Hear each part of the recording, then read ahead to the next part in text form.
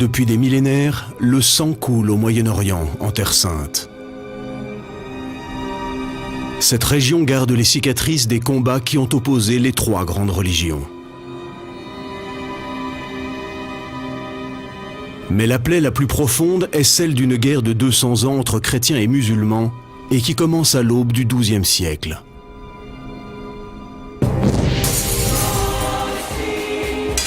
Ils se battent pour une mince bande de terre de quelques kilomètres de long seulement. Mais l'enjeu est inestimable, c'est Jérusalem.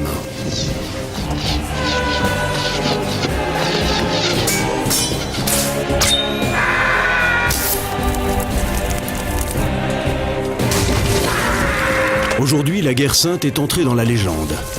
Mais certains l'ont vue de leurs yeux.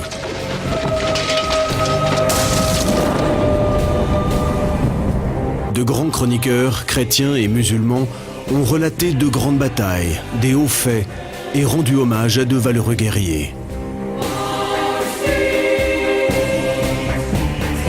Des hommes prêts à sacrifier leur vie pour leur Dieu.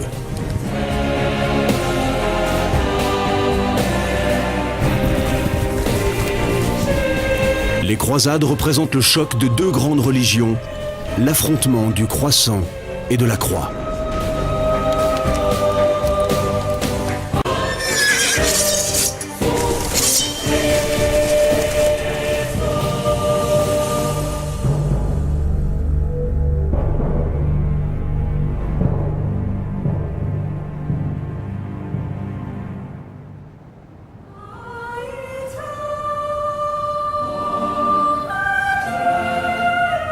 De toutes les villes du monde, Jérusalem a le passé le plus agité et l'avenir le plus incertain.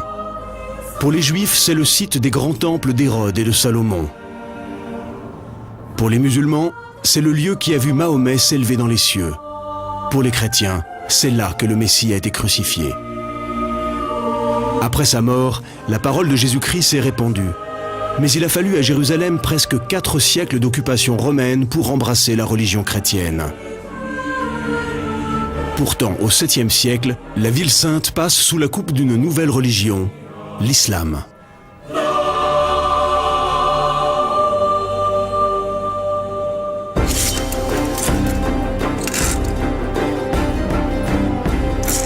400 ans plus tard, les chrétiens veulent reprendre Jérusalem.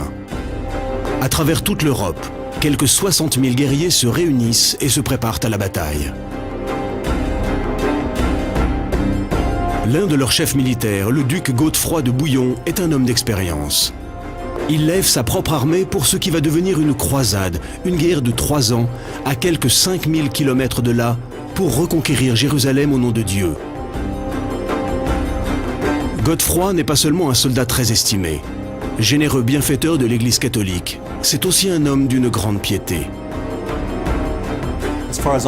À mon avis, ce qui anime ces gens et leur fait prendre fait et cause pour la croix, c'est leur conviction que cette croisade est une guerre spirituelle qui va purifier leur âme du péché. Bien sûr, ils avaient certainement d'autres motivations, ils poursuivaient également d'autres buts. Mais pour la plupart d'entre eux, c'est la religion, la spiritualité qui les portait. Le terme de franc était un mot fourre-tout. Pendant des siècles et jusqu'à nos jours, ceux qui participaient aux croisades étaient considérés comme des barbares qui venaient détruire la civilisation islamique à son apogée. C'est un sentiment très fort qui a perduré. Le mot croisade est encore très connoté. Les gens savent ce qui s'est passé dans cette partie du monde.